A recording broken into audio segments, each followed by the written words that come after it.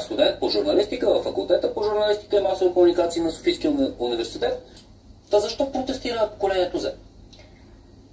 Моето поколение протестира, защото предполагам му омръзна България да е в плен на мафията и на корупцията.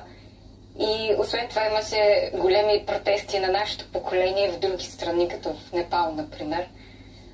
Социалните мрежи играят голяма роля в разпространението на тези трендове. До каква степен може да се правят паралели с исканията в Непал? Нали си спомняме какво се развива в Непал? Мислите ли, че това е добър вариант за българска демокрация? Все пак да не забравяме, че Непал е в Азия.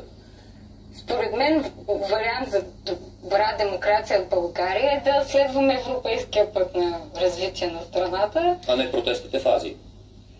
И освен това да предполагам най-важното за тези протести, върху което трябва да се замисли всеки млад човек излязъл на площада, е визията.